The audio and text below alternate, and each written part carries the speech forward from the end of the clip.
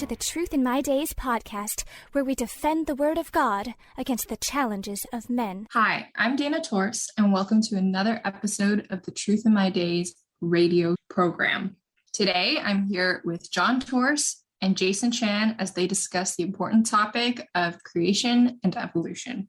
We are continuing from the previous episode. We hope you enjoy. When you put free energy into a system, it doesn't give you order. It gives you disorder. And the more free energy you put in, the more disorder you get. If you go back to that house in the forest, instead of the house in the forest, let's put that house out on the equator in an open field where it gets a maximum benefit of the sun's free energy. Is it going to break down faster? Sun's rays will probably break it down faster, yeah. Yeah, or is it going to build new additions and new wings onto the building? So what they're saying is just absolute nonsense. Anybody who knows science knows that. Okay? But they don't want to know that. We can illustrate this perfectly by means of a refrigerator. What is the purpose of a refrigerator? Cool down our food. Why? Otherwise, it'll rot. Exactly. It's to slow down the rate of spoilage. That's why we put it in the refrigerator. Now, the refrigerator is insulated. Okay, so it's effectively an isolated system. When we open the door, free energy gets in. When the door is closed, it's isolated. So what happens when we open the door too often? Food will probably start going bad faster. It goes bad faster. Yeah, if we keep the door closed, it goes bad more slowly. Does the food ever become more fresh? Unfortunately not. Absolutely not. So here's the thing. We have a system. If it's isolated, you don't put in free energy, then the rate of entropy formation, how fast you get disorder, slows down. If you put in free energy, opening the door all the time, the rate of spoilage, the rate of entropy formation, the rate of disorder goes up. Put in free energy, don't put in free energy, will affect how fast order turns to disorder, but it will never reverse it. So the idea that the sun putting free energy into the earth will change things and make it get ordered is nonsense. And we're back to now the people, young man becoming an old man. Does the sun shine on us, make us get younger? No. No, absolutely not. Quite the opposite. I saw on TV a few years back, they were featuring this truck driver who'd been driving a truck for decades. And he'd always had he's on the left side, he always had his window open. And so it's just left side of his face exposed to the sun. The right side wasn't so much. And after decades, what happened? You look at his face, the left side is completely marred, the skin is dry, it's all lumpy and bumpy. The right side looks smooth and much younger. Putting free energy into a system makes the entropy develop faster. And they know it. So now their latest scam now is we'll call this emergent phenomena. Now it's just, we make up a fancy term, we call it emergent phenomena, as if, now the second law of thermodynamics doesn't apply anymore, as long as we call it that.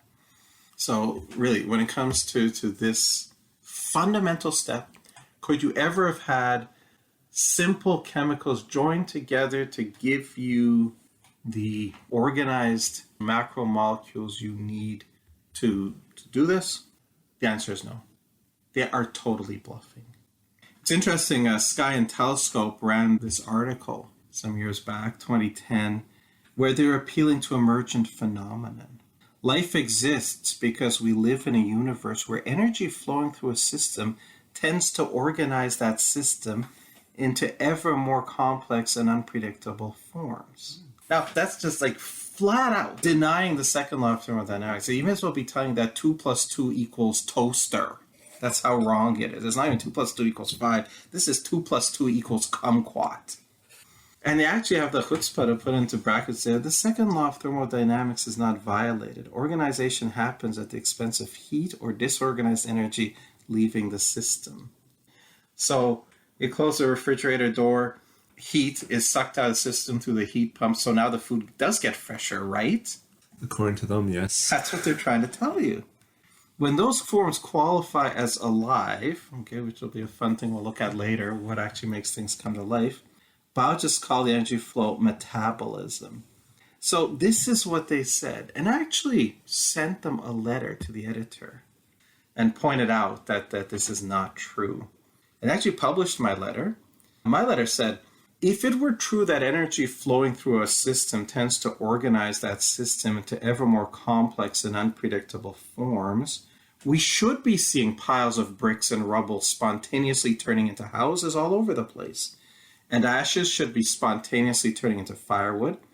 I believe that the reason we do not see such things is because the energy flowing through systems tends to disorganize them, not organize them, like explosions, for example.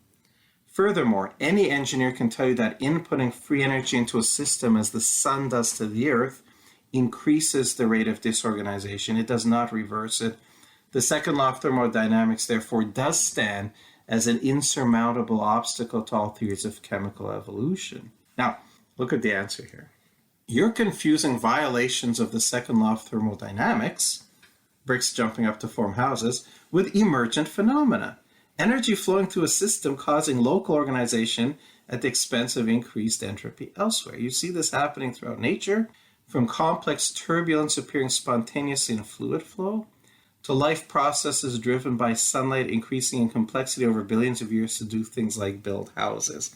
Would you like to respond to their response, Jason? Yeah, it doesn't seem like they get to the bottom of where life came from, though. Anything else jump out at you? Yes. Billions of years would be required. Billions. You can have as many years as you want. It's not going to happen. The first thing is you're confusing violations of the second law of thermodynamics with emergent phenomena. It's like, oh, we've made up this term now. We're calling it emergent phenomena. Don't talk about second law of thermodynamics, which says that energy flowing through an energy will disorganize things, because we have emergent phenomena. We'll tell you it does the opposite, which it doesn't. Second law of thermodynamics applies to all natural processes. So, but we've made up a new term, you see, and according to our new term, yes, this can happen. Never mind the real science. Never mind the fact that the most certain law of science tells you it can happen. We have proclaimed that it does, and our proof is evolution. Our proof is that life did evolve. Our proof is that chemicals did combine to give life. Well, that's the whole question, though, isn't it? You can't assume that happened to prove that it could happen. So here's another interesting example. And this came up when one of my daughters was in university. The biology course was promoting theory of evolution, trying to get them to believe it. In the chemistry course, the chemistry professor gave an optional lecture to deal with this very issue. Now, I don't know if anybody brought it up, the problem of the second law of thermodynamics for chemical evolution, or they knew it would come up.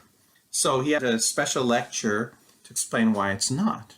He asked, is it impossible for really, really complex molecules to form spontaneously from simple elements? No. And he actually had a reaction process graph there, plotting energy against reaction process. At the beginning as simple hydrogen, nitrogen, oxygen, carbon, and phosphorus, and it requires a bit of activation energy, but then the energy drops. The energy drops by the time you get to complex DNA at the other side of the graph, and he shows that the delta G, the change in the Gibbs free energy, is negative. He says the majority of biological molecules have delta G of formation negative, below zero, which means, of course, it can happen. So he put this graph in front of people, and they're first-year chemistry students. It's unlikely any of them would have caught the complete scam here. But you're an engineer. You catch the scam, right? Yeah, I mean, well, he starts from simple hydrogen, nitrogen, oxygen, carbon, and so on, but you have to go from the point of the forms of where these elements actually come from. So they aren't necessarily free and able to just turn into these complex DNA. Exactly. See, it's not going to fool a graduate engineer. It'll fool first-year students. Why does he start out with simple hydrogen, nitrogen, oxygen, carbon, phosphorus? Because the delta G of formation by definition is zero. So of course you can get a negative delta G here. But simple hydrogen, nitrogen, oxygen, carbon, phosphorus don't exist in nature. If you had them, they would instantly join up to form simple chemicals. The hydrogen would join with the oxygen and give you water. Nitrogen would join with hydrogen and give you ammonia. The carbon would join with the oxygen and give you carbon dioxide, carbon monoxide, and so on. And if you want to get the DNA, that's what you would have to start with. You would first have to break those apart. And their delta G of formation are big. So the reality here is this graph is a scam. delta G of formation of molecules as hugely positive and cannot happen. I actually wrote up a paper on this, explaining why this is a scam. And I had some of my peeps went down to the lecture hall and handed this out to the students. So they were reading it. And then the professor came in and he saw it and he read it. And he said, who wrote this? Who wrote this? And of course I wasn't there, so there's nobody to say yes. And all he could say was, oh, see, he's afraid to face me. But he couldn't deny what I was saying. So, yeah, you wonder, why are they pushing this theory of evolution against the science? Why are they pushing it so determinedly? Because you got to get rid of God. Let's look again at the possibility. Now, suppose you could get those simple proteins forming, your amino acids forming, and so on. Could they self-assemble into the proteins? Well, let's look. I put together this little wooden man. And our little wooden man has how many components? 1, 2, 3, 4, 5, 6, 7, 8, 9, 10, 11, 12, 13. 13 pieces of wood into this wooden man. How many ways can you arrange these? Well, over 622 million ways to arrange them. So if you tried them all, and say I could do a new one every few seconds, it would take me close to 10,000 years to try every possibility. Chances are there about 5,000 years before I'd get that forming by random chance. And how long would it stand? Until somebody slammed the door and then it would fall apart. So here you go. The second law of thermodynamics.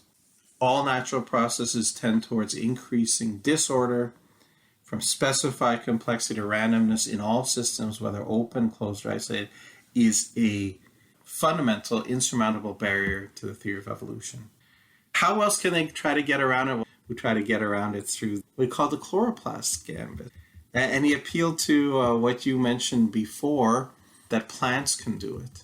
You get the sun's energy coming in, and the chloroplasts in the plant will convert that free energy into usable forms, so that life on Earth can proceed. Yes, if you have the chloroplasts. Right. But we're talking about, where did life come from in the first place? Until you have life, until you have plants, you don't have chloroplasts. Mm-hmm. So before that, what was converting the sun's free energy? So if we're back to those 4 essential steps for the theory of evolution, the first one, simple chemicals must spontaneously self-assemble the complex organic molecules. Can't happen. The theory of evolution is already dead in the water. The second step, that the complex organic molecules have to self-assemble in the cell, also can't happen. By the second law of thermodynamics, the theory fails again. This from Sir Arthur Eddington, English physicist, mathematician, astronomer, who wrote the greatest works in astrophysics, provided the first proof for the theory of relativity. He says this: the law that entropy always increases, the second law of thermodynamics holds, I think, the supreme position among the laws of nature. If someone points out to you that your pet theory of the universe is in disagreement with Maxwell's equations, then so much the worse for Maxwell's equations. If it is found to be contradicted by observation, well, these experimentalists bungle things sometimes. But if your theory is found to be against the second law of thermodynamics, I can give you no hope. There's nothing for it but to collapse in deepest humiliation. So there you go. The most fundamental law of science destroys any attempt at chemical evolution, which in turn destroys any attempt at evolution. Thank you, everyone, for listening today. Unfortunately, we have run out of time, but please join us for the next part tomorrow. Same time and same place. If you enjoy our content and think this is important material, the best compliment you can pay is by sharing this with your friends and family. This helps us out a lot. Also, if you enjoyed today's program, please like, comment, share, and subscribe to this podcast. We would love to hear from you. Thank you for listening to the Truth in My Days podcast with John Torse. We would love to hear from you. Please feel free to share any questions or comments you may have. You can reach us on Facebook, Instagram, MeWe, and YouTube. Simply search Truth in My Days as one word. Again, Truth in My Days as one word, no spaces in between. And you can connect with us. You may also visit our website for more comprehensive material and to learn more about our ministry. Our website is truthinmydays.com. Thank you.